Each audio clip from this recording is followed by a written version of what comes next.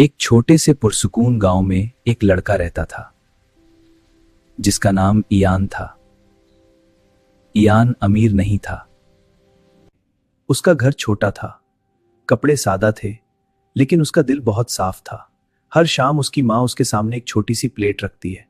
कभी उसमें रोटी होती है, मगर एक दिन प्लेट में सिर्फ एक ही खजूर थी। ईयान ने खजूर को देखा, फिर अपनी माँ को देखा। अम्मी, क्या आज हमारे पास बस यही है? हाँ बेटा, अल्लाह कल बेहतर कर देगा। बिस्मिल्लाह। जैसे ही वो खजूर खाने लगा, दरवाजे पर दस्तक हुई। ईयान ने दरवाजा खोला। बाहर एक बूढ़ा मुसाफिर खड़ा था, कमजोर, थक्का हुआ और भूखा हुआ। बेटा, 2 दिन से कुछ नहीं खाया, क्या कुछ मिल सकता है? उसने धीमी आवाज में कहा।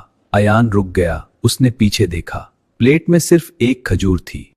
ईयान ने प्लेट उठाई, आहिस्ता आहिस्ता चलकर आया और वो आखिरी खजूर उस बूढ़े के हाथ में रख दी। ये ले लीजिए। बूढ़े की आंखों में आंसू आ गए। अल्लाह तुम्हें खुश रखे बेटा। वो खजूर खाकर चला गया। बेटा, ईयान भूखा ही सो गया।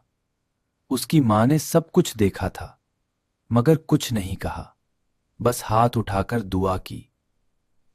या अल्लाह, मेरे बच्चे ने तेरे लिए दिया है,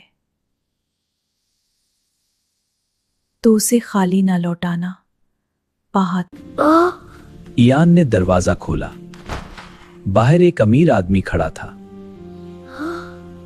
जिसके साथ खाने के थैले थे। क्या ये ईयान का घर है? जी। वो मुस्कुराया। कल मैं यहां से गुजर रहा था, मैंने तुम्हारी नेकी देखी, तुमने अपना आखिरी खाना भी दे दिया। ईयान हैरान रह गया। आदमी ने कहा, मैं ये कभी नहीं भूल सकता। ये सब तुम्हारे लिए है था। वो घर में खाने से भरे थैले रखकर चला गया। इतना रिस्क जितना उन्होंने कभी नहीं देखा था।